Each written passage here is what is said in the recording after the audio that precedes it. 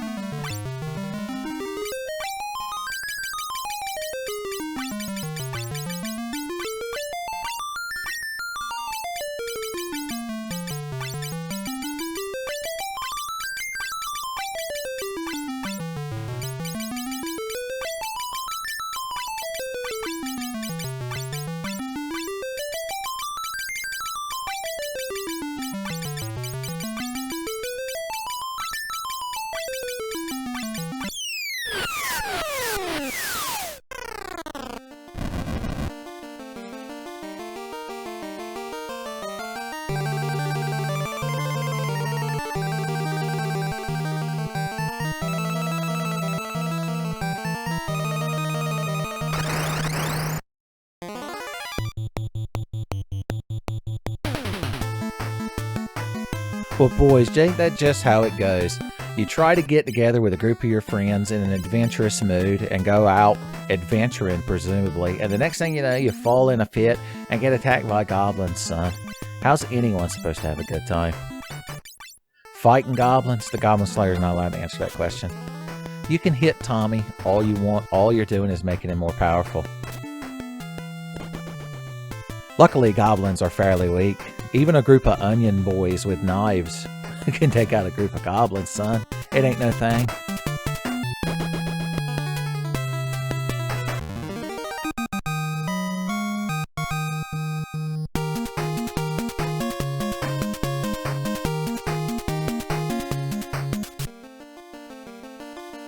Son, that went a little bit better than the opening fight of Final Fantasy II, I have to say. Well, anyway, looks like we're going to have to spelunk our way out of this cave, son. Let's take a look at these boys now that we can. Onion Kid is what they translated the Onion Knight job class into, son. Luckily, everybody's got a knife, and everybody's got a hat, and everybody's got a cloth shirt. Boys, we can all get into Hooters to eat because we're all wearing shirts. So there you go. Everyone starts on equal footing. The color schemes, unfortunately, there's only 3 palettes for the job classes, so they had to repeat one. But they picked the best one, the orange one, son. Ben and Jeremy know what's up. Okay, well, I guess we could spelunk and find loot and treasures. If you're in an adventurous mood, there's nothing better than finding treasures. A leather shield, I think my boy Tommy, who's the future main tank of the party, spoilers, don't tell him that. In fact, one thing I like about this game is that if you press select, you can switch between your various party members on the overworld map. So, there you go. Look, they gave Jeremy a different overworld. I guess there's more overworld palettes, so he gets this cool purple sprite that unfortunately he can't have in battle, but what can you do? We'll just switch as we go for fun. This rock seems odd. Maybe we should click on it. So this right here, pressing something to open a secret passage, is apparently something they were very proud of when they made this game, because we're going to do it a lot. But it is what it is. An additional leather shield. I guess Ben can have it. He's the kind of guy that can block things with a shield, I reckon. I don't know. I don't know, maybe. So yeah, this little tutorial cave's not too bad. Eye fangs and carbuncles. Now, future Final Fantasies have taught me that carbuncles are cute little, like, green spirit foxes that cast reflect on the party, but I guess they hadn't established that just yet.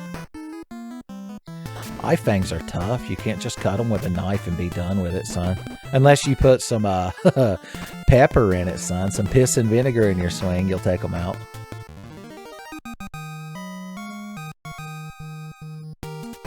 We're getting the best capacity. We found a potion, and everyone leveled up. How long do you think it'll be before our levels are out of sync? Because everyone starts at the same amount, and as long as everyone stays alive for every fight, they'll always level up together.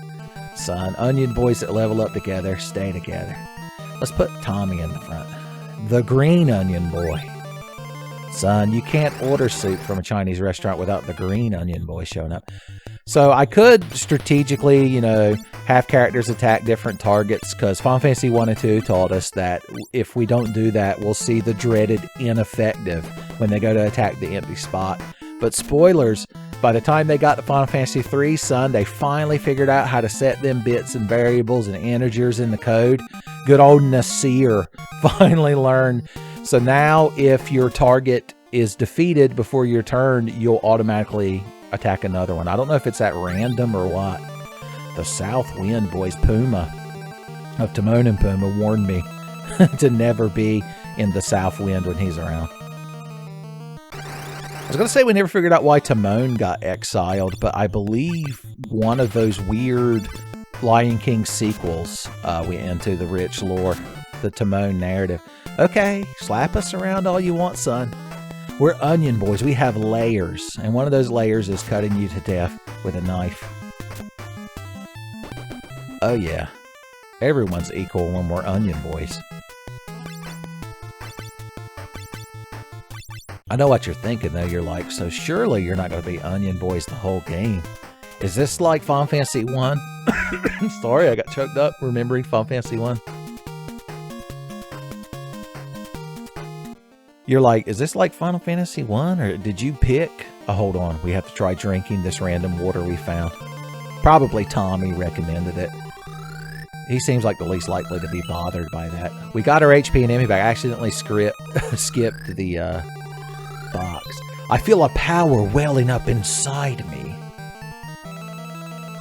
Additional South Winds, but those are nice. So that's an item that casts, I think it casts Blizzara, or Ice 2, as some of you kids call it. So that's good, considering none of us know a lick of fucking magic. Talk about being adventurous. Here, put Ben back in front.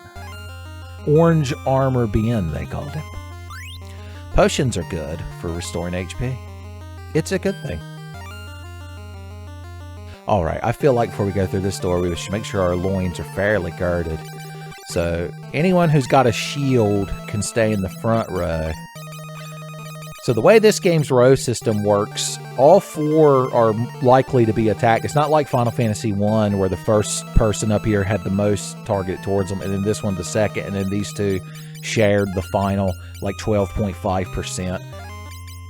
The way it works in this one is that if you're in the back row, the enemy's accuracy towards you is halved, like with their physical attacks, but the character in the back row's accuracy is also halved, unless they have like a bow or some other back row approved weapon. So basically that's how they get you, you know, doing less damage, more damage and such. Well, since Ben and Tommy have shields, I don't mind them being in the front. You know, not that I'm expecting a boss or anything. Heaven forbid.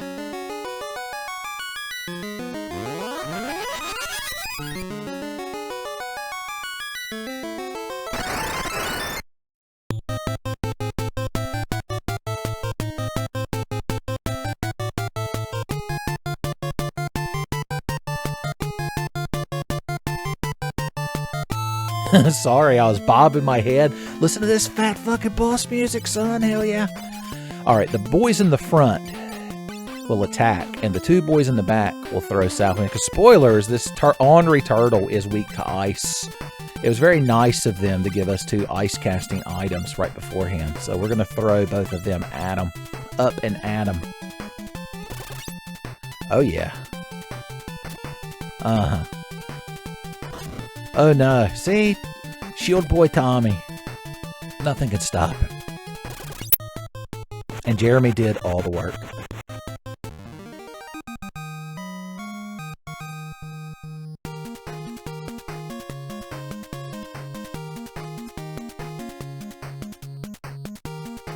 Everyone gained a level, and everyone had a good time.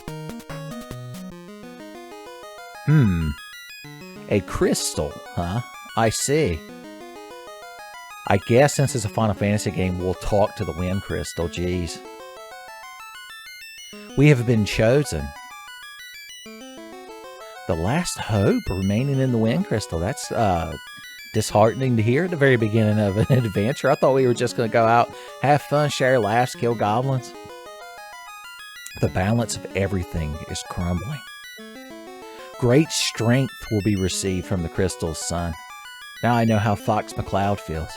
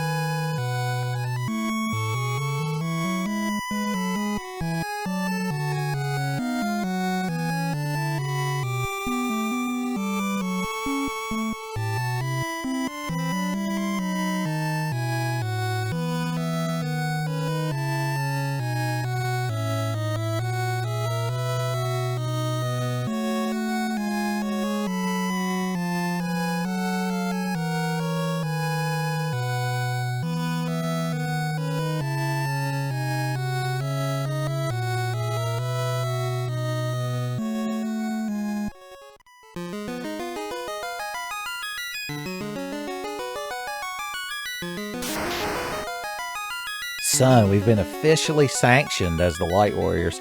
I guess as you could see from that little intro screen, this is a fan translation because we never got this version of Final Fantasy III in America, son. Not for a long time, and even then it was the DS remake, which we won't go into right this second. But anyway, that was basically our crossing the bridge moment.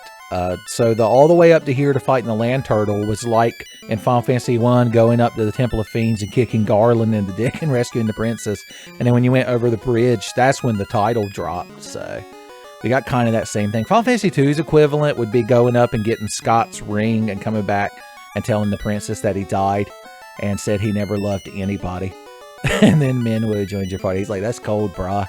Here, let's take my canoe and get shit done. But enough thinking about Final Fantasy II. We're stalwart, hardy adventurers, and we have to trudge forward. So let's step outside.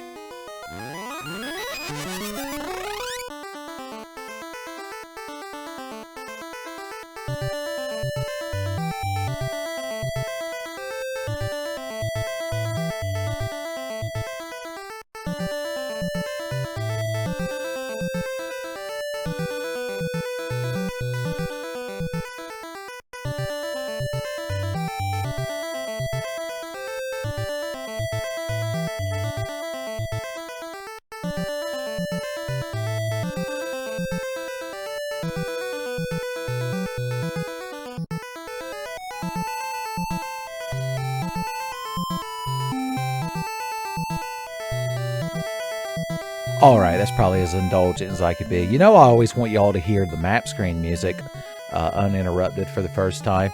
So this game's map music is a bit less... Like, Final Fantasy II's had this very sorrowful theme, which, when you think about it, that game started in very dire scrapes, where the Empire, you know, had started sacking villages, and the main characters were... Their families were killed and stuff, which these four characters we're playing as are orphans, but they were orphaned back when they didn't remember nothing, so it doesn't count. They're not allowed to be sad about it. And of course, Final Fantasy I has the, like, plucky, adventurous theme. So this game, I don't know, I like this overworld music, though. It does make me feel like we're going on a cool adventure. So, you had to let me know, top 3 NES Final Fantasy overworld themes, son. Alright, anyway, now that we're on the overworld map, we could change our jobs. The crystal has granted us Fighter, Monk, and then I don't know why they translated it as Wiz or for Wizard instead of Mage. But we got white wizard, black wizard, red wizard. But I'm just going to call them mages from now on. So white mage, black mage, red mage. Basically, all the Final Fantasy I jobs except for thief, oddly. Maybe we'll come across him later. So how do we want to build our party? Because I guess I might as well explain the job system. We've been getting capacity, you've noticed, during battles. And down there at the bottom, to the left of our gil counter, you see we have 35 capacity. So anytime you go to change jobs, based on the job you currently are and the job level of the job you're changing to, because spoilers, you have character levels and job levels, it tells you how much it would cost. So to change to any of these jobs right now, we need 8 capacity. So there you go. And you can change whenever you want, although you do have to strip asshole naked. The game won't let you. For example, if I wanted to turn old Ben here into a red mage like he was born to be, son, you must strip. So let's do that. I've been so spoiled by modern Final Fantasies and modern versions of this game like Pixel Remaster that on this controller I'm using, I'm hitting L and R to try and just switch to the next character. But spoilers, the NES or the Famicom did not have shoulder buttons, so you've got to go through every menu. So we've got a big pile of equipment in our inventory. Now, this game has like an auto sort feature in our inventory where at the end of every fight, it kind of sorts the items, not necessarily in the way you want, but I guess it's better than nothing. And it's much better in Final Fantasy II, I can tell you that much. There is a limited amount of items we can carry, but they give you some things to deal with that. So it's not quite as bad as Final Fantasy II. So there you go. I'm thinking, well, first of all, being the red mage, son. This is a shout out to TMVA Final Fantasy I. Y'all can argue in the comments whether it's the same being the red mage from Final Fantasy I. Tommy was going to be our main tank, so Chris here, we can make him a punch boy. Get in the front row, punch boy. Tommy's MT, so Tommy's a fighter. And then Jeremy, who is the best priest in the history of World of Warcraft, would be the best white mage in the history of TMVA Final Fantasy III. Now, we don't have equipment for everybody just yet, but in the meantime, we can give Tommy knife. Now, every class can inherently dual wield in this version, and it actually works unlike Final Fantasy II's dual wielding. But the downside is, if you don't have a shield equipped, you take a lot more damage. Here at the beginning of the game, it's not as big a deal, but later in the game, we might want to consider actually having shields equipped at certain points. But for now, anyone who can hold a knife gets a knife and gets to cut. If in your journey you were to encounter goblins, goblins will be cut. I'm like, I already know that. I didn't need Hattori Hanzo to tell me that. Now, luckily, monks can punch with their bare hands. There are some low-level nunchucks. That would be nice, but for the time being, even the white mage can wear a leather hat. Beautiful. That's a party right there, boys. Let's save our game. Replace the empty data? I suppose I will. And there you go, son. The journey begins. Hell yeah, we got the red mage, and we got the monk. The fighter looks just like Final Fantasy I fighter / Fury. Oh, here we are in a battle. You cut him, you punch him, you punch him, and you, unfortunately, you can't just defend. They haven't implemented that yet. So if your class doesn't have the defend ability as the white mage does, you've just got to fight. Even the white mage has to fight. Look, see, we're getting slapped around. My lord, the first battle of the game outside of the tutorial dungeon, and we're just getting the shit kicked out of us. Here's how we're going to do this one. You're going to fight, and you're going to fight, and you're going to fight, and you're going to cast a potion onto Tommy here. Okay, werewolves. You think you're real cool, don't you? You think you're tough shit just because you're beating us to death? We've got Onion Boy spirit, even though we don't currently adopt the guise of the Onion Boy. Our proud Onion Boy heritage will carry us through. Alright, we need to get this crowd some better gear before we continue with this shit. So let's get through this fight. Werewolf Puncher. It's a good nickname for Chris.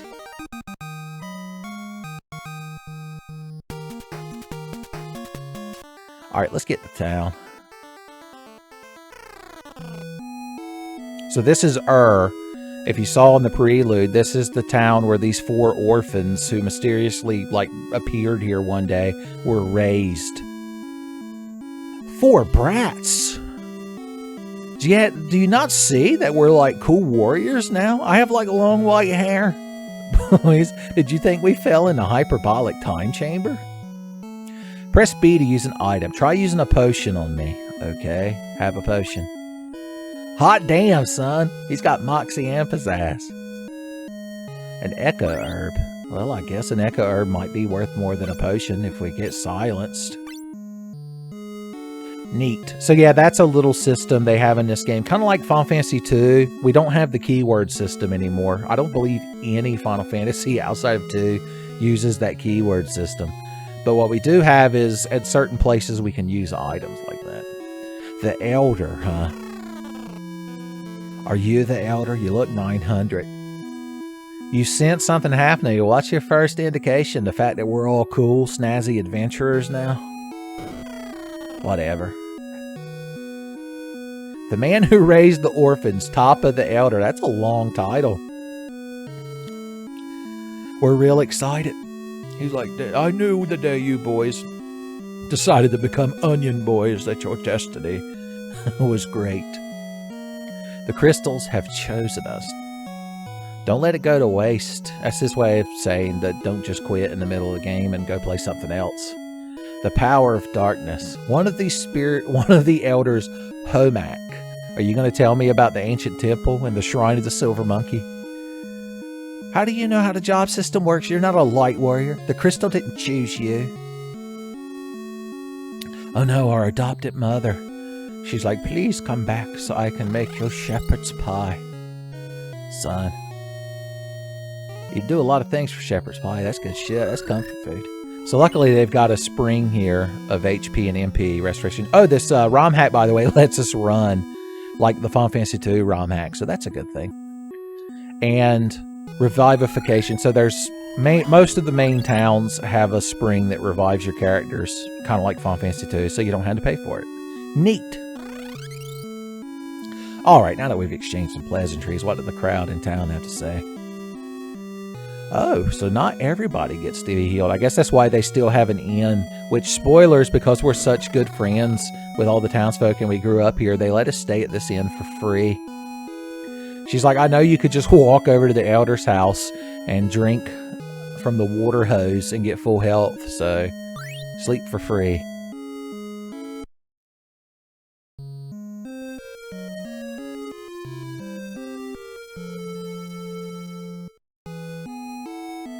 So I like how you walk on the bed to sleep, but I hate that because of the size of the character sprite, it's like you're laying at the foot of the bed. Oh, both beds make you sleep. Also, everyone else is frozen in place while we sleep. Except for those crowd up there in those top two beds. I don't know what the hell they're getting up to, son. Did you see that graphical error? Yeah, you know what Final Fantasy job classes look like. That's not impressive. Oh, you have a red hat with a feather in it? I'm going to guess you're a red mage. I am a genius. You're asleep, huh? Huh? Is that what you're going to do for 10 years sleep? Why, old man, why must you block me from escaping? Is it because I yelled at you earlier? That's just petty. Most inns have an item shop. So that's cool. So one neat thing they added is you can't buy...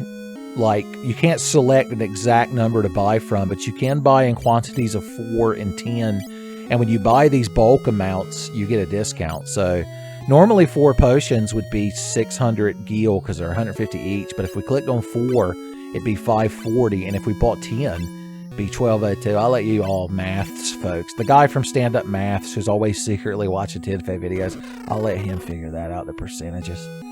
What goes on at the pub?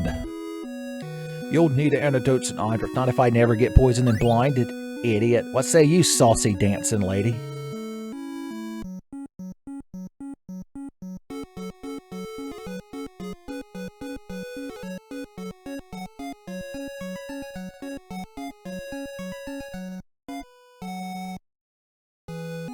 Well, hot damn. That seems so primitive, but compare this to Final Fantasy I, where the characters just kind of walked around and they each had like one text box that would go wah, wah, really slowly. And it's very impressive, son. Time to tickle the ivories.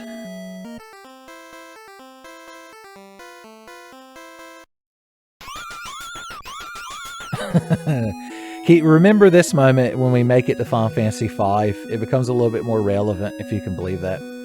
Oh, I already talked to you and already told you were full of shit. Look, this little fella behind the bar who won't acknowledge us.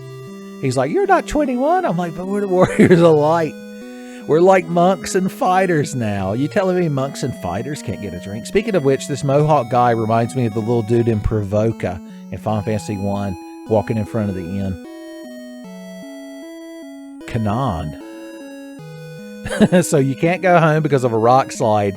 So the only other option is to come drink your worries away. I see. I already did. Idiot. Okay. The good folk of the town. No wonder they love us. Oh, secret passages through the trees. There's a lot of secret paths in this game, so just saying. It's another thing they love to do. You hid potions at the bottom of the well, huh? It's a big well with a set of stairs. The little girl from the ring, boys, she'd had the most room down here to stretch out. Put a couch and a TV, maybe a popcorn maker. She probably wouldn't be so damn mad all the time. And killing people with her 7-day curse. I bet there's secret treasures back here. Ooh, picking flowers, are you? So if you find a spot like this you can't walk over, it usually means if you search, there's a secret item there. I learned you something. Why, little girl? The darkness is going to take over the world because you've made it where I can't leave. They are programmed to that if you constantly mash angrily towards them, it like advances their script faster, but they still have to randomly pick the one direction they can walk in. So you still have to kind of just stand here.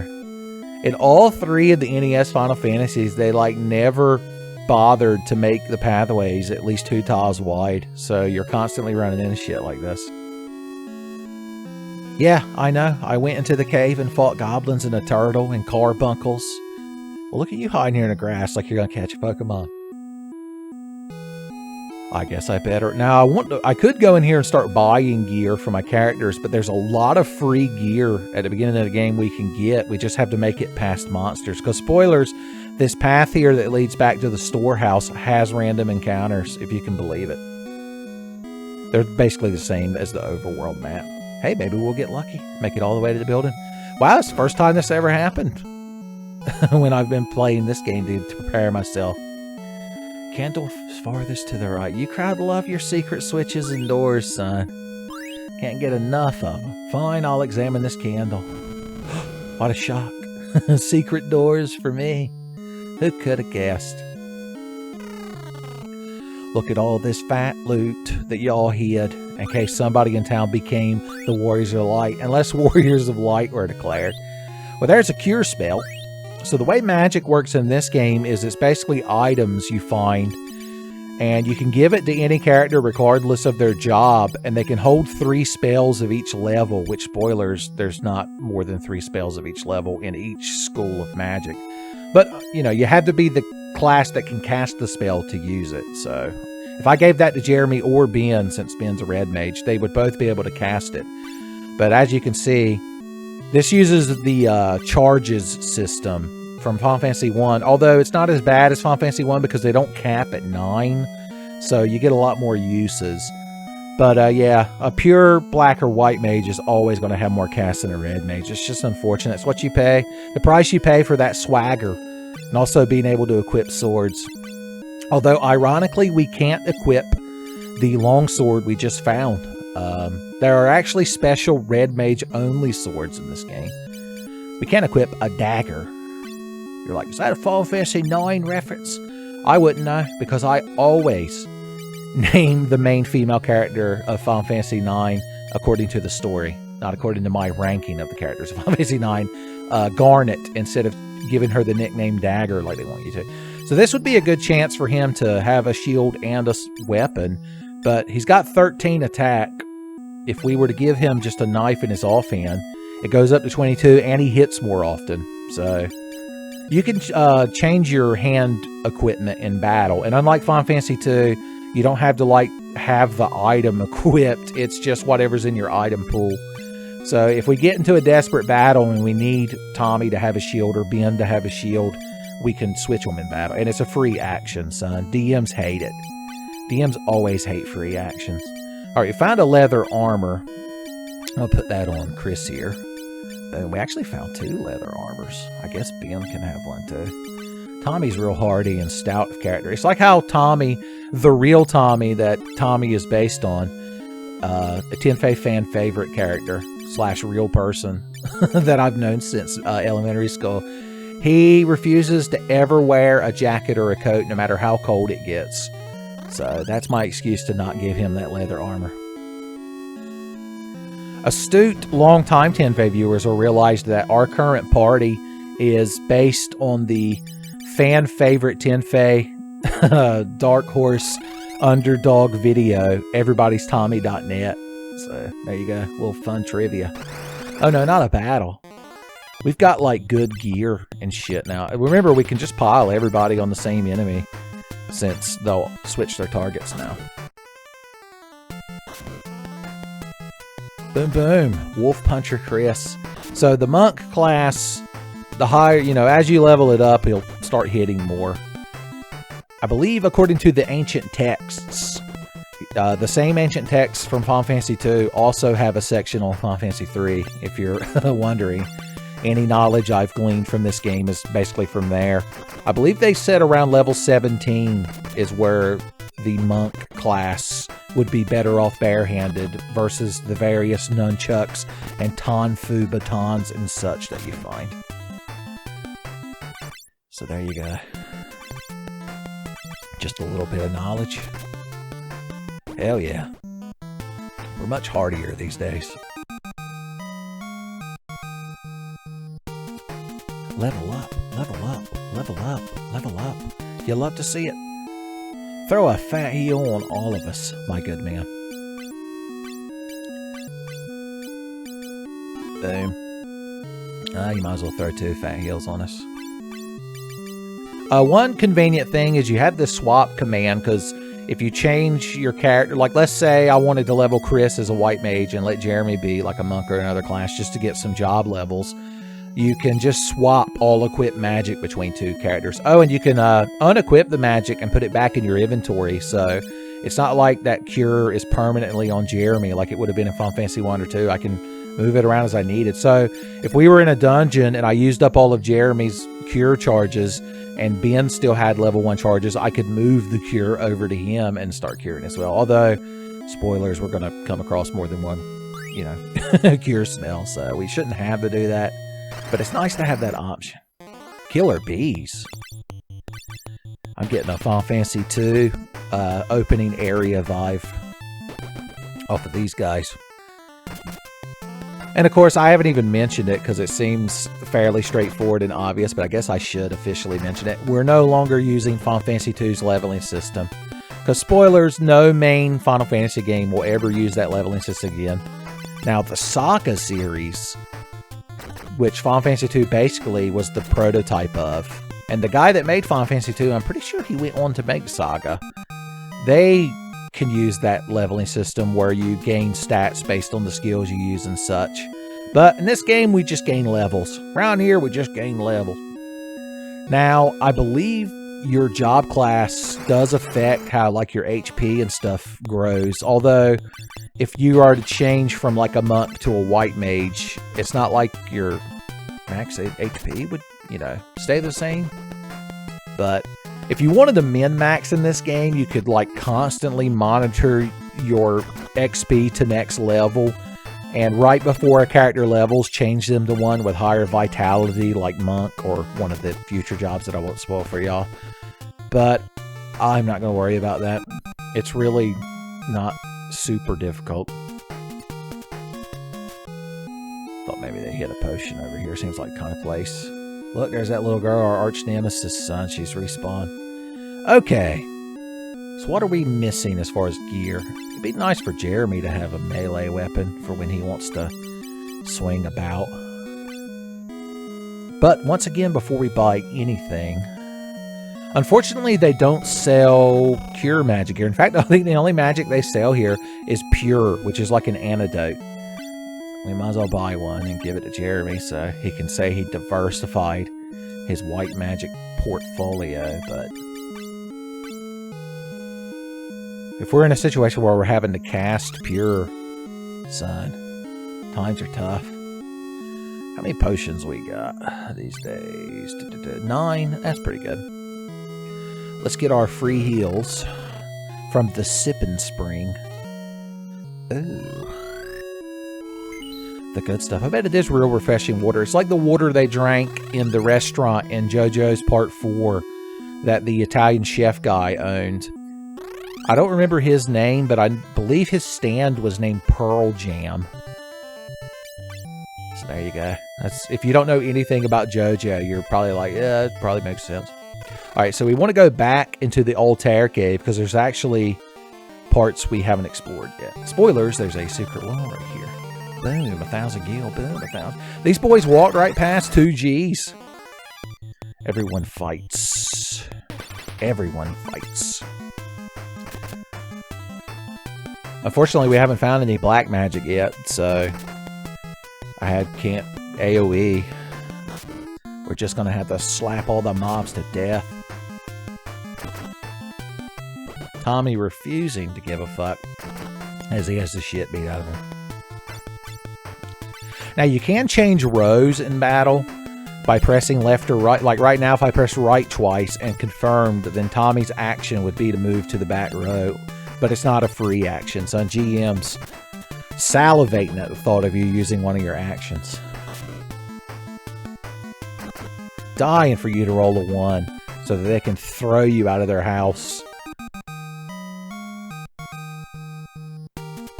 We don't allow 1 rollers at our D&D game, boy. I think that's how stereotypical DMs talk. So all of these treasures, because spoilers, if we fell down that hole, we'd be at the beginning of the game. So that's telling us that these boys came into this cave and fell down that hole, which means they walked past like all these treasure chests. Copper bracelet. You want your healer to have the best defense you can, so we'll slap that on Jeremy. Boom, another long sword. I guess Tommy can dual wield. Don't worry, we'll find a cool red mage sword before too long. Now, sleep is a black magic spell, so teach it to Ben. You're like, yeah, nobody put me to sleep like fucking Ben if he starts running his mouth. Another long sword, nunchaku. Now, the problem is, if we don't have 2 weapons to equip on the monk, it'll actually lower his number of attacks because he won't like swing the nunchuck and then punch. So until we find another nunchuck or equivalent, it's actually better to leave him barehanded. You don't get pro tips like these normally in normal Fantasy III playthroughs. You're like, no, we get better pro tip. Just preemptively, because he's not really going to do any damage. Let's just have Jeremy curing the whole party. Punch, punch. Death. The old punch, punch, death. Monks love it. I gotta say, the monk design in this game is much better than Final Fantasy I's black belt in his blue pajamas. The red mage and the fighter are very similar to Final Fantasy I's. They just got a little bit more pizzazz. In fact, a lot of times if you download ROM hacks of Final Fantasy I that like change the jobs or add new jobs, a lot of the times they take the sprites from this game. So, there you go. Sometimes they use Final Fantasy II sprites as well, if you can believe it. Son.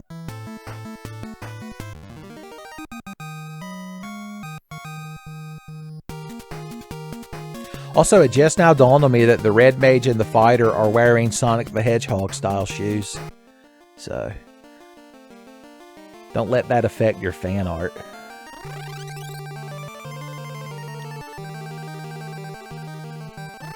All right, we're a little bit more girded. Our loins never been girded so good.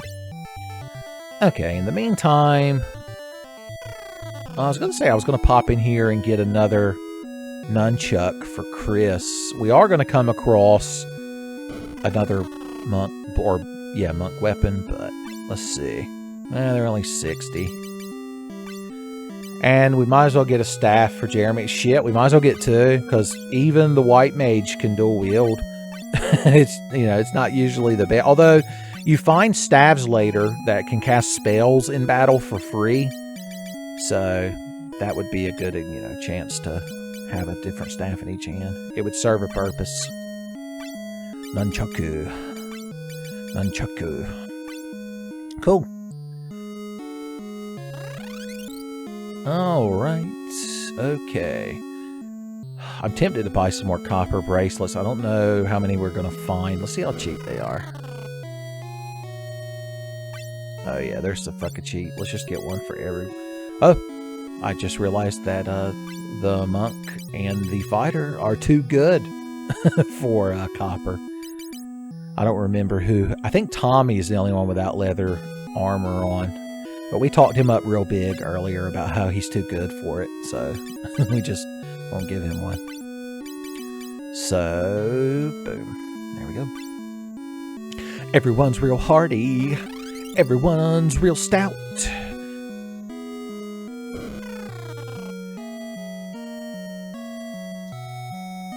There's no reason we can't get our HPs back. Just because we're hardy and stout doesn't mean we've got to go around without full HP and MP. I'm just saying. A battle in the woods. Werewolves of the woods. I see. Boom, boom.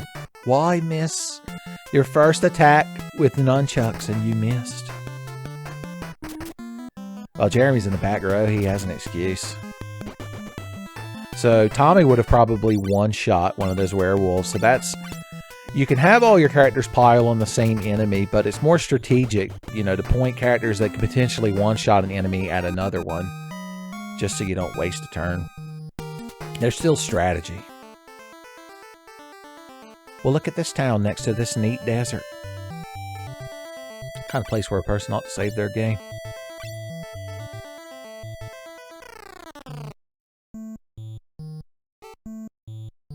What say you, friendly traveler? No, scripted animations. He's rather I do like how they had him peek around the corner at us. You thought we were ghosts. Oh yeah, apparently this town's been cursed and everyone's a ghost now. I don't believe in ghosts. Mainly because I'm scared of them. But I guess we could take a look at the inn. Well then. I like how this is how they represent ghosts, is you're just an outline. So apparently a djinn, which is like a type of hateful genie, cursed everybody. And we need a mithril ring, which they could make in this town, but I guess when you're a ghost, you can't interact with physical objects. Princess Sarah of Sassoon Castle. They always like to have a Princess Sarah in these old Final Fantasy games. So, and once again, technically a Final Fantasy IX reference as well. But we won't get into that. Oh, the earthquake freed him. You want your pretty face back. That's what you're worried about the most. This cool guy hanging out in the bar probably seems really important. Sid. That sounds like the kind of name you'd hear in a Final Fantasy game. So you're from Canaan, that town that everybody wants to get to. He's real pleased with himself. So he was traveling here, and then the rock slide happened. So as it's been pointed out, he just had to come to the bar to drink himself to death, because that's what you do. And then he happened to be here when the town got cursed. An airship? Boys, this is the first episode. Well, I'll be damned. Alright. Now, if you remember in Final Fantasy II, Sid was the airship engineer.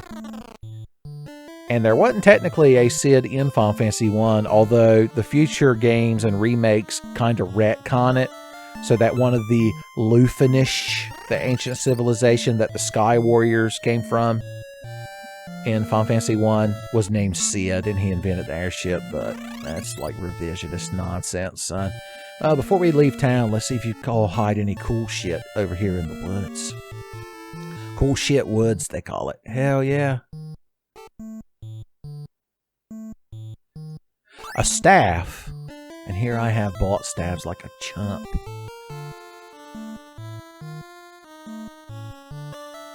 Zeus's Rage. Son, he's pissed. And a mithril helmet. So Zeus's Rage casts a lightning spell when used in battle. Alright, well, I guess Tommy ought to be wearing this mithril helmet. Good for him. Good for him. His THAC0 will never be higher or lower based on if you understand how THAC0 works. There's a plot NPC in here later, but he's not here right now. So that means everything in his house belongs to us because we're the Warriors of Light. Now there is a mithril mine back here, but I don't believe we can get the spoils of it until we remove the curse. We can get into an advanced fight. Gain us a few plucky experience points. Well, I guess we could. My God, I didn't realize I'd been blessed with such a low encounter rate. Skeletons.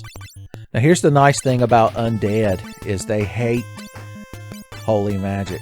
So we can cast Cure. Jeremy can do all kinds of deeps with his Cure magic now. They don't like fire either, but we have no fire spell. Ruby Rod is our red mage, and he has no fire spell. Damages undead. Yeah, I'll say.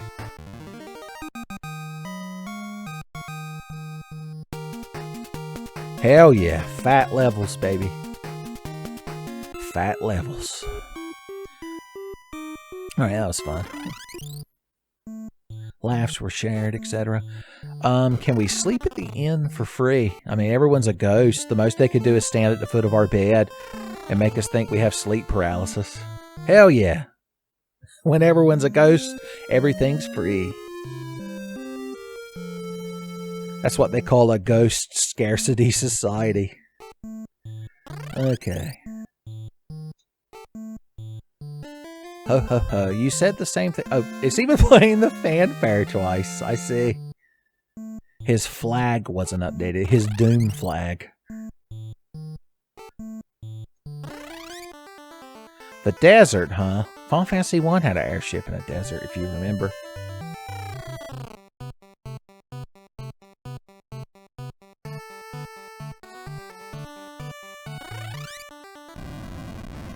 Well, look at that, boys. It's going to be a short fucking game. Got an airship. Hell yeah. Now, here's the thing, though. Final Fantasy III airships can't fly over mountains. I guess mountains are too high up. So we are actually constrained to this little beginning area. Because, spoilers, this is the boulder that fell. That's causing everybody to become alcoholics. So we could fly back to town and be like, hey, you still want to shit talk us? Now that we got our pilot's license. So this is where the cave we want to go to, but if we hit up Sassoon Castle, might be some fat loot. Everyone in Sassoon Castle has also been cursed to be a ghost, which means everything they own is also our property. Well, everyone's cursed but this guy. Son. If only you had the ring, but Princess Sarah has the ring and she was too busy going out and being plucky and adventure-y, so guess you all are fucked. Yeah, I could tell. You're not the first ghost I've encountered. Look, I love in old Final Fantasy games when they show you cool treasures you got to figure out how to get to, son. Delights me. I know you're all are ghosts. My God. He also stole your ability to think independently. You're just repeating the same shit. Look at all that free loot that I'm going to have at some point. The King of Ghosts. Where's Jin? We said. Alright, are you reading all this? He's basically saying that the princess left, or they don't know where she is, but she had a mithril ring and that could break the curse. So, oh, and He's telling us a secret about the cave. We need to remember that skeletons are the key. The White Slayer. Only a red mage can equip it. Hot damn, that makes it the best sword in the game. That guy teaches you that you can cure the undead to death.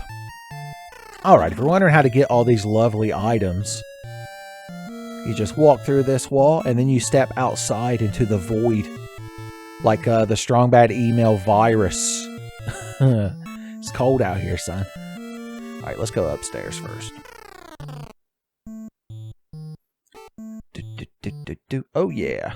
Ice magic is nice magic. So now our red mage can cast a black magic spell. It's a good thing.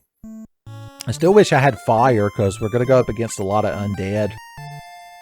Undead don't really care about ice magic. You think this would be a secret, but I think it's just a fireplace. Now, before you go running out of here, maybe walk through this ceiling. I like this chest because it's guarded by 2 cat statues. Tenfey. So we're going to be Aya Bria from Parasite Eve, equipping our Tenfey. So that's like a more advanced nunchaku type weapon. Oh wait, I put the same nunchuck back. I was like, why did his attack power not change? Okay. Boom! That's 8 more attack power, baby. 2x 38 is his damage, as you can see. As far as I know, all the stats in this game actually work, which is, if you take Final Fantasy 1 and 2 into account, is very impressive. Nasir finally learned the truth.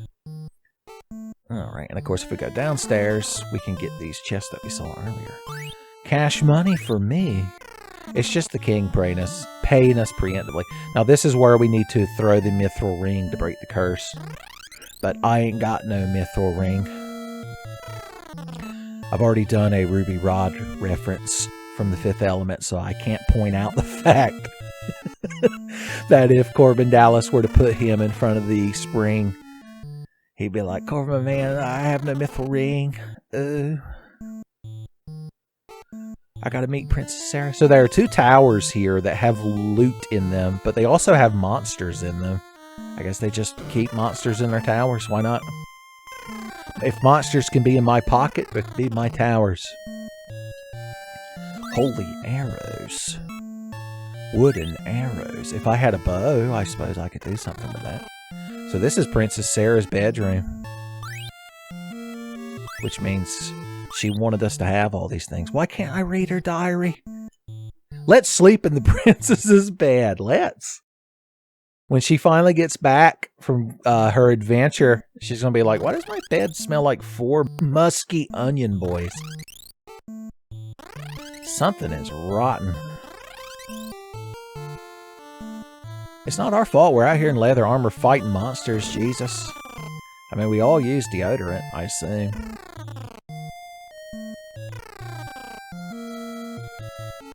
Oh no, a battle. This is the zombies. Zombies ain't nothing when you got white magic. Chop chop. Tommy doesn't even need white magic to soften them up, son. He's cleaving them in twain. And now Jeremy will do all the work. See, it even says under his name, the amount of work he did, all of it.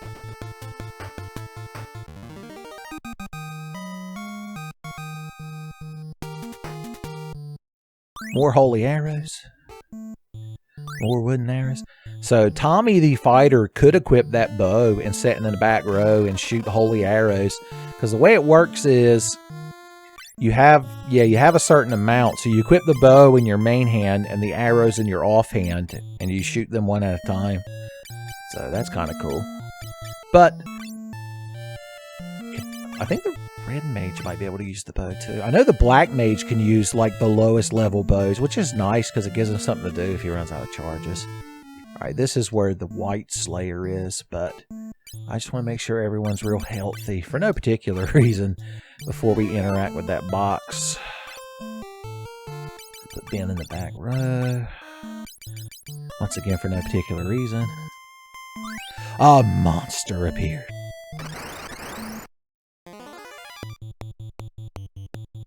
Son, a griffin. The ranting griffin was guarding that box. Alright, we'll have Jeremy throw Zeus's rage at him for fun.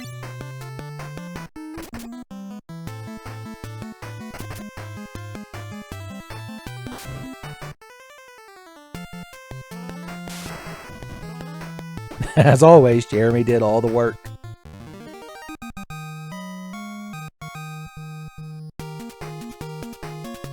We found a bomb shard that casts Fira. Cool. So yeah, some of the enemies do have drops in this game, although they're usually pretty rare unless they're like a potion or something. Alright, you go back in the front row. So you had 18 attack, but with the White Slayer, which is a red mage only sword, boom, and a dagger in his offhand, bop, 27. A respectable amount. I mean, the boy can cast magic too. So his 2 times 27 still impressive versus 2 times 38 and 2 times 26. Well, he might even be higher than Tommy's. My God. I was like, whatever. I have a stouter body that can absorb more hateful impacts. Okay, cool. The nice thing about the White Slayer is that undead hate it, and we've been encountering a lot of undead here at the beginning of the game. I like that they make undead one of the primary enemy types here at the beginning, because it gives your white mage a chance to do stuff. Let's see if he can land sleep on a single one of these enemies. I'm going to guess no. He missed.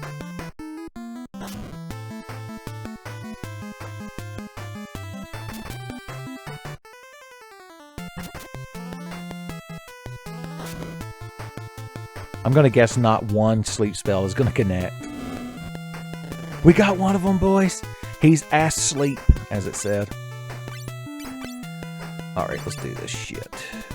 He's the last one we want to hit because he'll wake up to justice. The justice of us beating the shit out of him, that is. Dead. Asleep.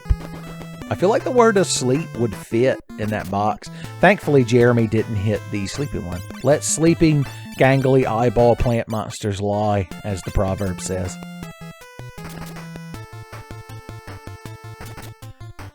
Hell yeah, we're a force to be reckoned with at this point, boys.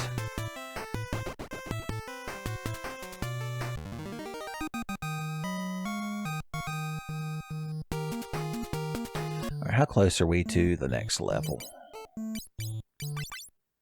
In 63. It would be nice because just so if you're close to leveling before you go into a dungeon, I always like to try to grind that last level out so I can restore my HP and MP in town, and then I'll have all those spell charges. Son, it's a good thing. You'll notice we already have rank 2 charges, but we have no rank 2 magic. What a shame. We can hang out here in this tower since we're fighting undead usually. Although they've made me a liar at this point. Oh god, blind is the worst status effect we could get here early in the game. Because you can't hit shit when you're blind, as they say. I don't think I have any eye drops either, do I? Yeah, we need to go back to town and buy some of them before we do anything else.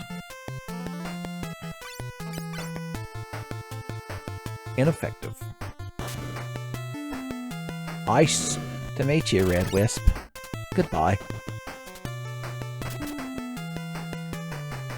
Alright, he's still got a hit in, so that's good. Blind lowers your number, your accuracy. I guess it's kind of the equivalent of if the character was in the back row.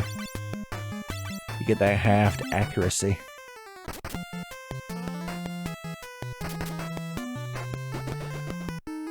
I believe Chris powered through being blind and still hitting the enemy because he has 69 HP. God bless him.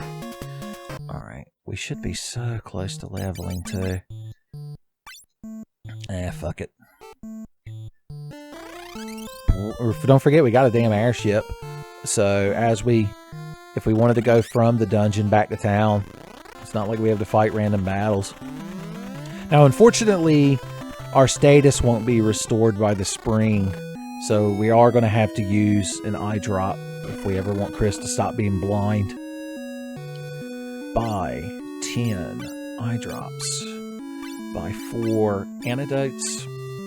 And 10 potions. That'll cover us for a little bit. Let's sell some of this excess crap we're hauling around. So we don't need this nunchuck anymore. We don't need this staff. As far as knives go, no, I think we're good. And we're not going to need all of these shields. The leather helmet we might need here in a bit when we do some class change shenanigans. But other than that, we should be good. How many potions do I have right now? I like to, when I can, just use potions outside of fights when I'm going through a long dungeon and save my spell charges, because the main benefit to being able to cast Cure in battle is you can target the whole party. Although at this low a level, it doesn't necessarily restore a ton. But all right, where are my? There they are down there. Like I said, we could sit here and organize all this shit and put everything right where we want it. But as soon as we fight a battle, it's going to do its auto sort. So there's really no reason to fight with it. Final Fantasy inventories have a mind of their own generally. Whoosh. Alright, so here's my plan. Let's head to the sealed cave. We could fight some undead at the entrance, gain a level, then we'll go heal, then we'll come back and go through earnestly, son. Vern. The Djinn is Vern, and we're going to go bother him at his house on Christmas. Mummies are bummy when you've got Cure. Okay, it's going to be split 4 ways, so, it's not going to do a ton of damage, but it's still AoE. Venom? I didn't know mummies could cast magic. Nobody told me that. That's cheating. Mummy cheating.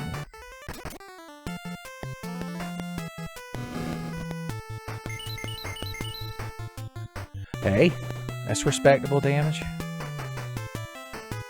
Tommy's got poise, according to his little thing down at the bottom. Alright, I don't think we need another AoE cure. I think these boys can mop up these mummies. The Mummy Moppers, they've been known to go by. That's their bowling team name. They only chose that because their bitter rival is a team of all mummies. Oops, all mummies is their name. What a weird bit of lore to make up. Skill up, level up, level up, level up, level up. So skill up would mean their job level increased. So right now, it doesn't say on the screen in this version. So yeah, he's Red Mage level 3. That means if I change him to another job and then later wanted to change him back to a Red Mage, it would cost less capacity. I'm sure y'all are getting it. You're like, yeah, that ain't stopped you from repeating it over and over, Uncle Tenfey. Damn you. Damn you for trying to keep us informed.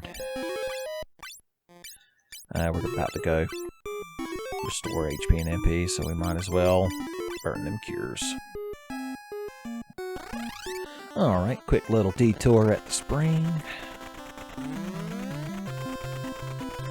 The first time I played this game via emulation back in the day, I was so shocked you got an airship so early in the game. I guess that was the point of giving it to you so early in the game. I'm sure nothing will happen to it. It's a permanent addition to our party.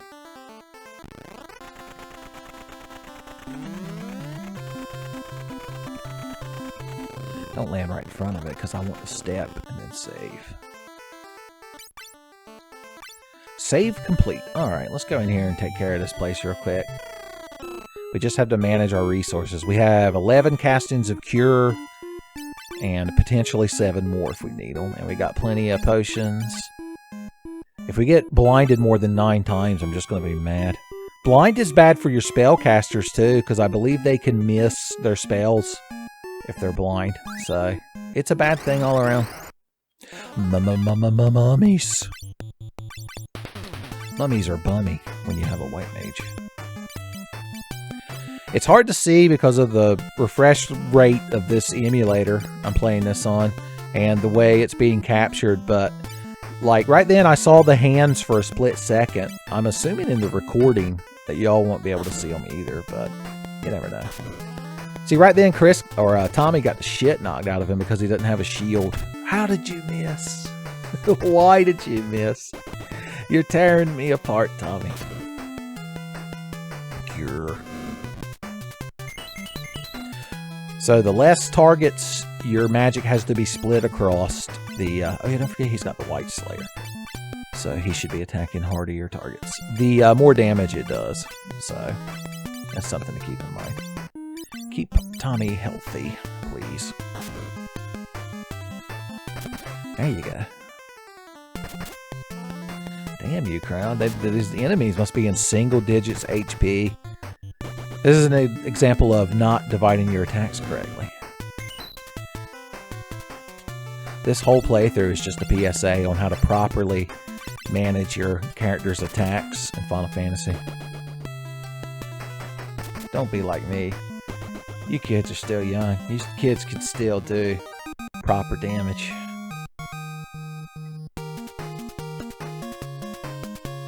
Alright, let's use some potions.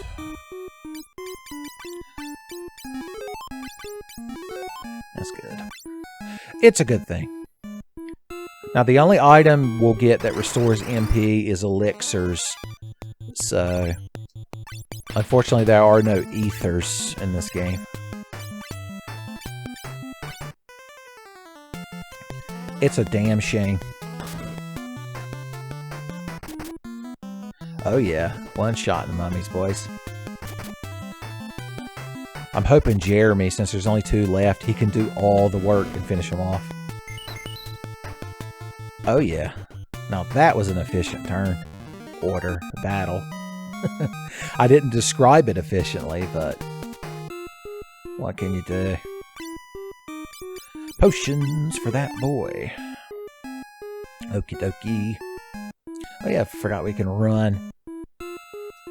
Boom! Another cure spell. And I know just the feller that could use it. Now that's diversified magic. You're like, yeah, and he's got what? 4 or 5 less max MP? Uncle Tenfey. Alright. That's a lot of skeletons and mummies, boys. Now, I would be tempted to run away, but I haven't pointed out yet the run system in this game, which is awful. If any one of the characters select run, not only does it have a chance to fail, but for the entire turn, all of our party has 0 defense. So when you try to run away from enemies, you tend to get the shit beat out of you. So I wouldn't recommend it. All right, what's the most efficient way to deal with this fight? I'm tempted to have both mages hit all these mummies with cure. Ben's won't be as powerful, of course, but once again, it's the price you pay for Red Mage swagger. The ones that Chris and Tommy hit should, at the very least, be obliterated. And then we can go from there. Damages undead. Damn, 14 damage. That's harsh. Yeah, unfortunately, Tommy got very low roll. He slowed his roll at just the wrong moment. Alright, for this turn, you kill that skeleton. You fight that one, you finish that one off, and you need to be healing the party. Because this is a serious encounter. Serious Sam himself would probably have to handle it with at least a bit of professionalism. Why miss now? Why? When it mattered the most, his accuracy disappeared. Yeah, those split heals aren't restoring a terrible amount, unfortunately. Alright, finish that off, finish that off, finish that off. And you just give the boy a potion. I should have used that bomb shard. at the start of the fight. We could have prevented a lot of damage. There's a lot of spellcasting items in this game. And if you're not careful, you'll end up at the end of the game with a bunch of them that you don't need to use because, you know, they're more effective in the early parts of the game. So keep that in mind. When you're hoarding your Mega Elixirs and your Magnum Bullets, just keep that in mind. Alright, I think we've reached a manageable point of the fight. So y'all finish that off, and you, my friend, cure the poison. Why do you have to target the weakest party member? Why? Why do the enemies use strategy as well? Whew. Now that was a slobber knocker, boys. But we got 60 experience from it.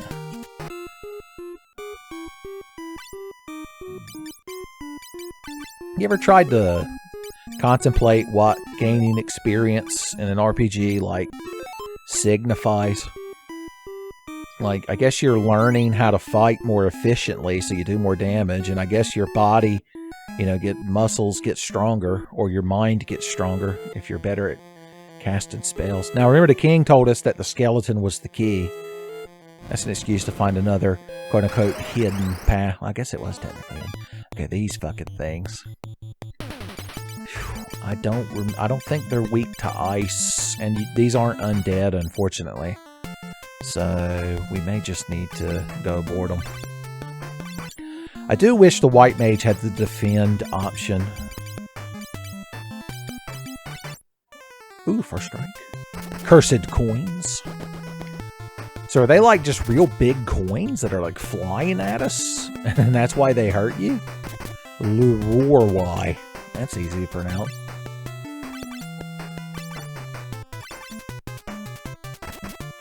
Cutting up cursed coins.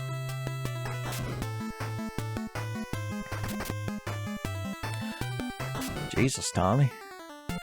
Do we need to put a shield on you, son? Your two-handed deeps is starting to fall off, but you're getting the shit knocked out of you constantly. This might be a good chance to go in here and take you. Put you right there. Ba-boom. And Jeremy here can crack you open a nice fizzy potion. No. Damn you. You couldn't blind him from hitting you a little bit, at least. You can actually equip 2 shields, by the way, as well. Kind of like Final Fantasy II. If you really need to tank. Alright, eye drops for you. Potions for you. And everything's cool. Well, who could this be? Surely not Princess Sarah. Why did you come to such a place? She somehow avoided the curse. I guess she was outside picking flowers or singing to birds or whatever it is princesses do. So you fought your way down here, but you must run out of cure charges or something. Well, we can't let her go alone. She's full of too much piss and vinegar. It's going to get her killed.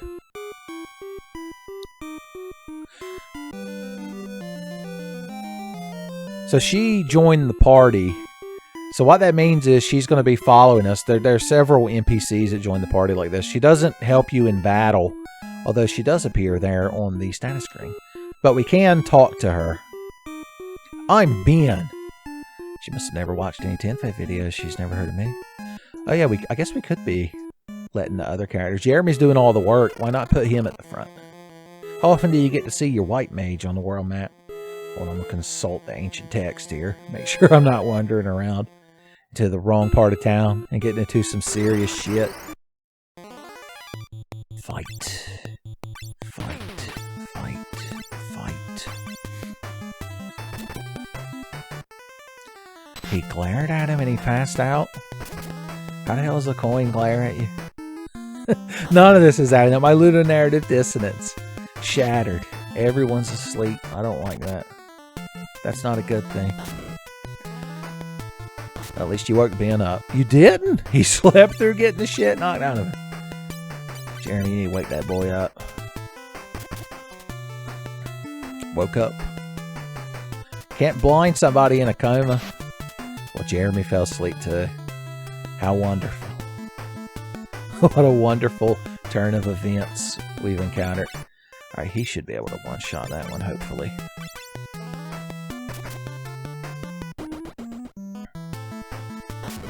Woke up. There we go. So see, those things can blind you, but at this point, sleep has become more of a problem than being blind.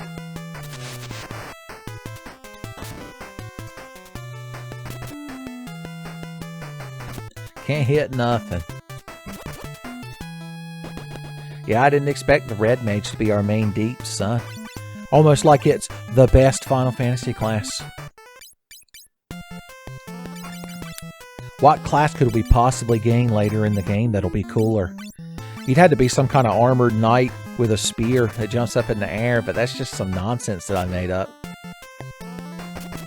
Surely there's no job class later in the game that does that.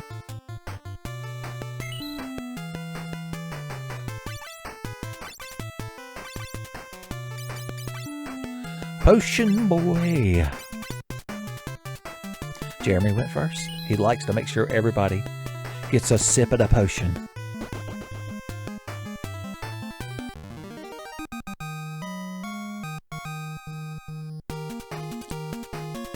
Everyone's gaining levels. I'm glad that so far we've kept our levels even.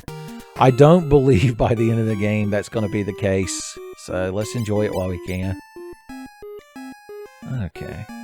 Let's say a low-level cure. In fact, we could even let Ben cure the whole party. Everyone clap and tell him he's doing a good job. Jeremy would be like, good job, buddy, with your half heals. Oh, God. It's like he's the priest and I'm the druid. Throwing out them half heals and them hots. They only brought me along for Innervate. It's like how you only brought a Red Mage in Final Fantasy XI because they knew refresh. Okay, this is a fucking group of enemies to deal with. Here's how we're going to handle this crowd. You all attack, and I'm going to actually use the bomb shard on everybody. And hopefully this will all work out. My God.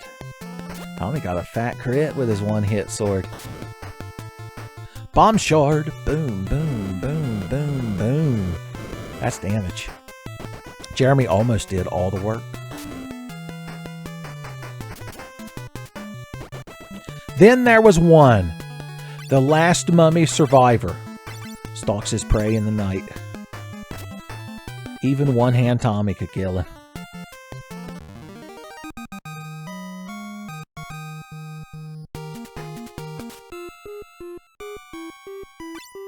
Let's stop for a potion break.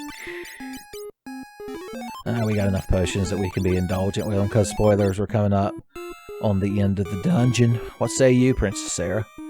A flame devil. Alright, now we can still run, although obviously they didn't take that into consideration because your little NPC follower was never designed to go that fast.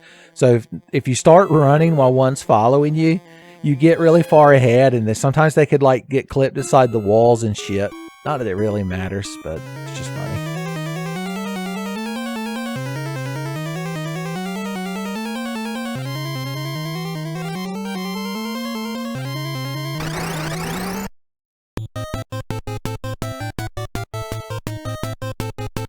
Well then, I like your scimitar that's the same color as your fat belly. Everyone attack, and we picked up a south wind, so throw that shit at him.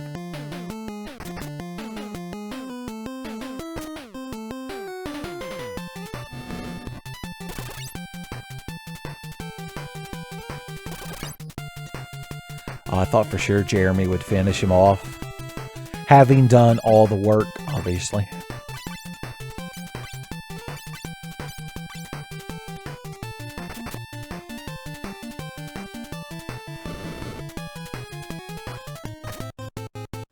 I meant to have Ben cast ice, but I guess it doesn't really matter at this point.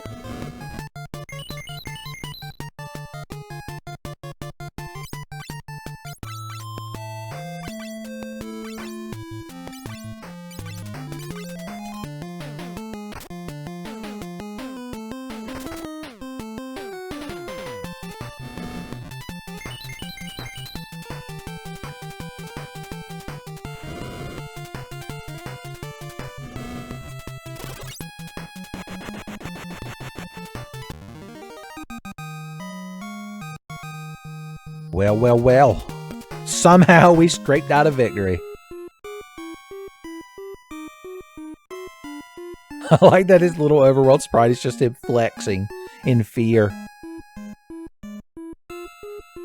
Well, that's good. We can go back, throw that ring in the pond at the castle, and nobody has to be a ghost anymore. Also, the ring just lets you warp back to the castle, so that's convenient.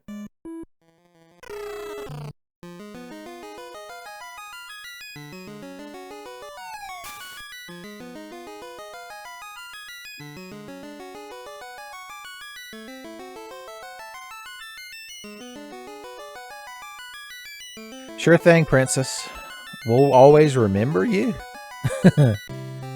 Spoilers, she's not plot relevant past this point, but maybe at the end of the game we can remember her.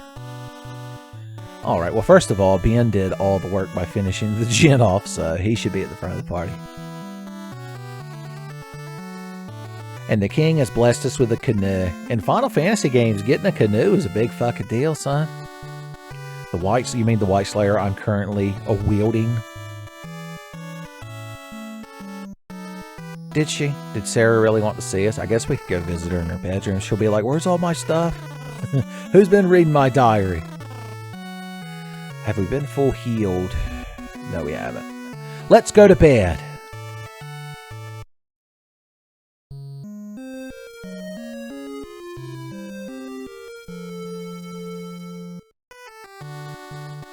Alright, well, we've already plundered the castle of things that belong to us, so we don't need to worry about that. You're welcome.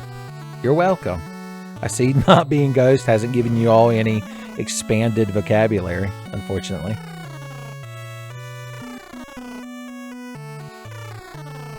What say ye, the princess? Said the same shit. Talks about us all the time. We ain't even been out of party with her for more than like 3 minutes. Can I sleep in your bed? She's just staring at us. We're literally wallowing in it, son. Oh no, I didn't mean to sleep in it twice. That old man funneled me into it. Just get some Febreze. You'll be fine. Alright, get me the hell out of here. I guess Sid's going to want his damn airship back. Oh, spoilers.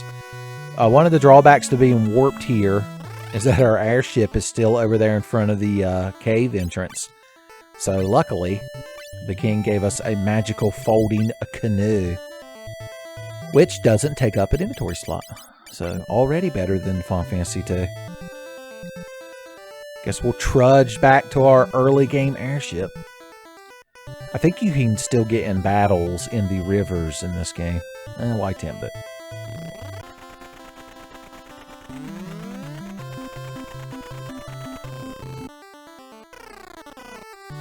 Alrighty, boys. There he comes.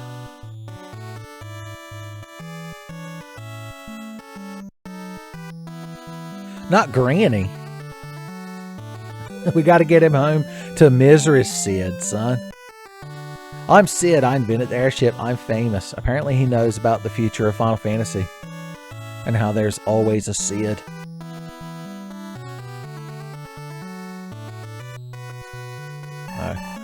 One of the problems with running is the B button makes you run, but if you're standing... First of all, if you've got a follower...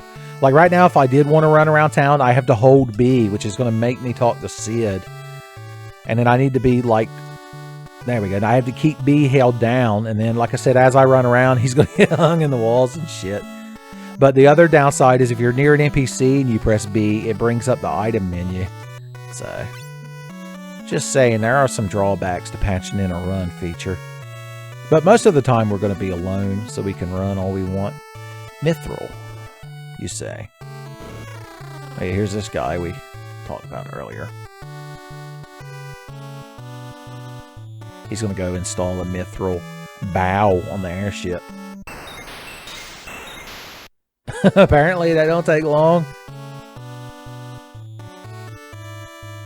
Now we can smash the boulder. Hashtag smash the boulder, son. Neat. But first, let's go back in the mithril mines now that we can get some booty. Rest assured, if booty is available, we'll be there. That's our prerogative as Onion Boys.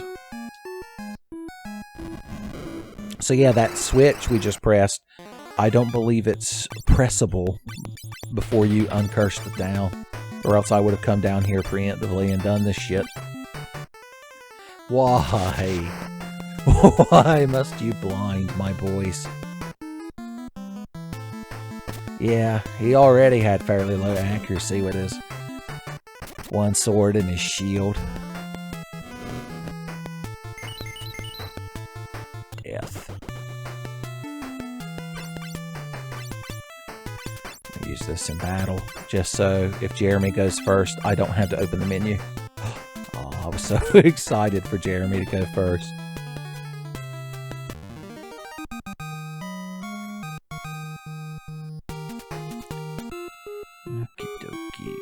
We're going to have to buy some more potions before I forget. I probably should have before I get in there. Damn it, now I got to go back and press the switch again. Hashtag Light Warrior problems.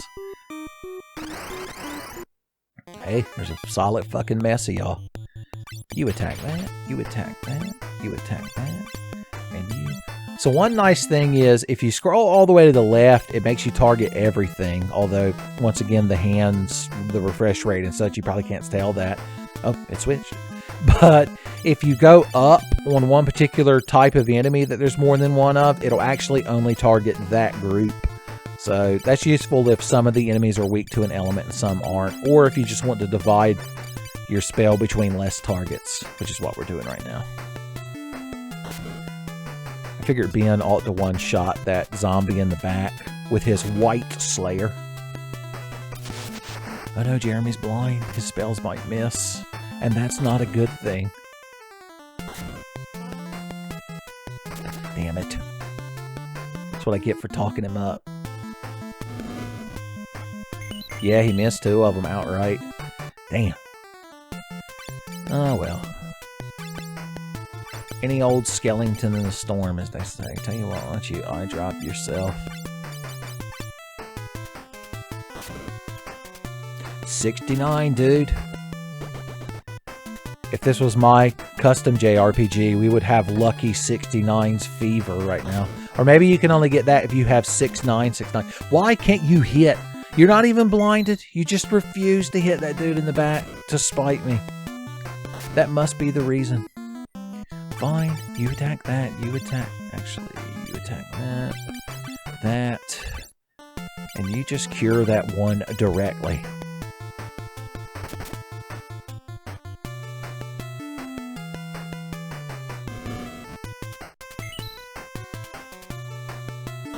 So close.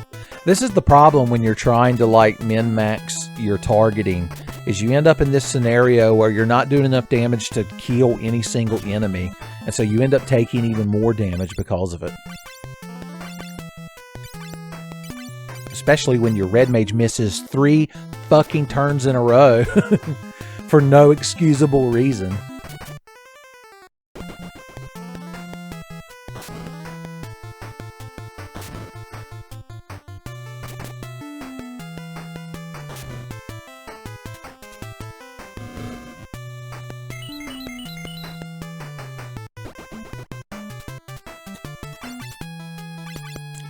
To actually cure Tommy.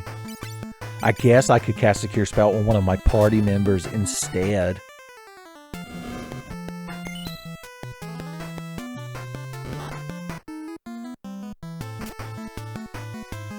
Boys, you crowd are dragging this fucking fight out. Oh look, the red mage decided he might actually want to hit an enemy.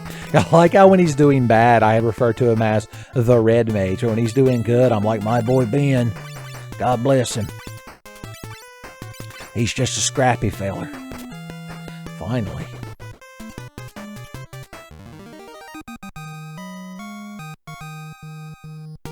Found eye drop.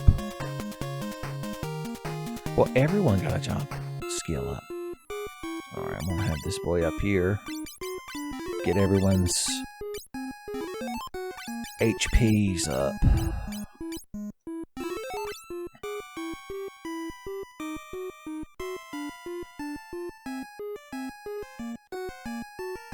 The fattest loot. Mithril sword. Mithril sword. So there we go. Alright, Tommy. I'm going to trust you to not get the shit beat out of you, and I'm going to let you dual wield mithril swords. Don't let me down. If he was the actual Tommy that he's named after, he would intentionally get the shit beat out of him just to spite me for having the audacity to politely ask him to do something. Alright. This should be... all 3 mummies should be dead by the end of this turn. There's no excuse. Oh, yeah. Well, shit. And there you go. Now, one downside to using magic to attack the enemies that we luckily haven't encountered yet is the fact that if the target dies that you've targeted with magic, it doesn't automatically pick a new target. It gives you the damn ineffective. So it's not completely removed from the game. I assume they did it that way because you might not want to cast like a fire spell on an enemy that absorbs fire.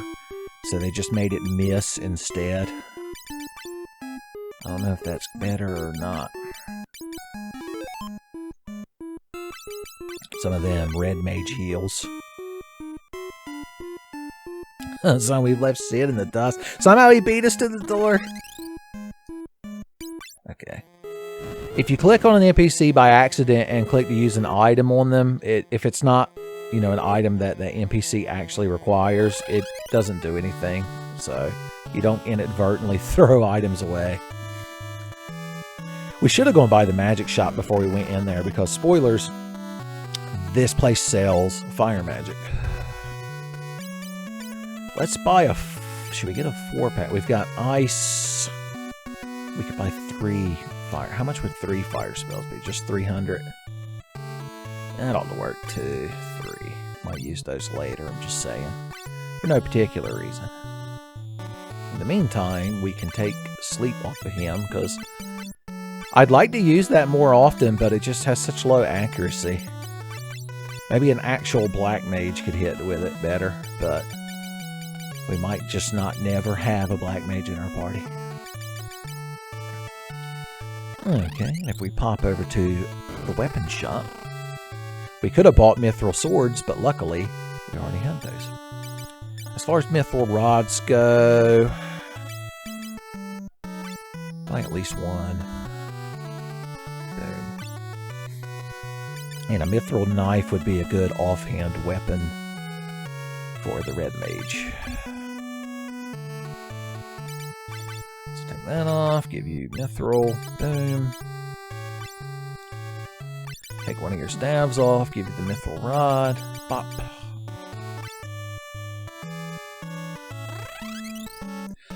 Damn you, old man, from blocking me from the armor shop. Okay, let's see. We'll grab us 4 of these for later. Boom. Both of you can wear a mithril glove, so boom, boom. The red mage can actually wear the mithril helmet, so let's get him one. And both Tommy and Ben can wear mithril armor. And just in case we need Tommy to go back into tank mode, we'll get him a mithril shield. We only really have to worry about money right now. There's going to come a point where money's not going to be a huge deal, so don't worry about it too much. I do wish there was a sort button in the inventory, though, that sorted everything by, like, items, then weapons, then armors, then spells, maybe an hour, yeah, just saying. Just saying. Okay. Unfortunately, he can't equip any of that stuff, not even the armlets, son. Monks take that shit seriously. I didn't mean to take your helmet off, but what can you do? What would you do? I hated that fucking show. What Would You Do was one of those shows that if you put it on Nickelodeon, because Nickelodeon was the only channel you had to watch as a kid, unless it happened to be either Saturday morning cartoons or like Disney afternoon on Fox right after school. But if you were sitting at home at like 2 p.m. on a Saturday and you turn on Nickelodeon and it was What Would You Do with Mark Summers' voice, that's it. You might as well just go to bed. Not even the weird pie, the saw puzzle that straps you in a thing and throws pies at your face was enough to get you through it. Alright, everything seems cool. And everything seems neat. We can actually sell some of this garbage. Sell all. We don't need these long swords anymore. Boom. We don't really need the staff anymore, so we can sell that. The cloth armors, we've gotten at least one leather. We'll keep those for now. There might be some class change shenanigans coming up where we're going to need some different gear. I think the reason you can buy things in 4s and get that discount is if you're just buying one for each character. Because you want to keep different types of equipment for when you need to change jobs. Because, like I said, you can change jobs anywhere and there's no penalty other than using your capacity. But, you know, you got to have gear. If you want to change jobs, gotta have gear, as they say. Alright, let's go get full HP and MP for free. I don't know if we could still sleep in the inn at that town for free. Oh yeah, we need to buy consumables as well. Just notice Sid changed colors here. I guess the color palette of this region is more different. Alright. Let's replenish our eye drops and potions and potions. There we go. It's, as always, a good thing to have items.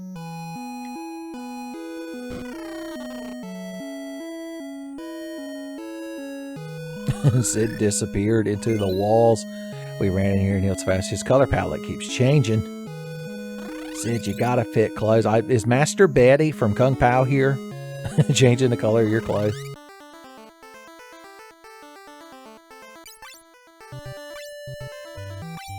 Alright, boys. All we got to do is bust our way through this rock and fly it in a game and be done with it. Sun ain't no thing now that we got this permanent airship right at the beginning of the game.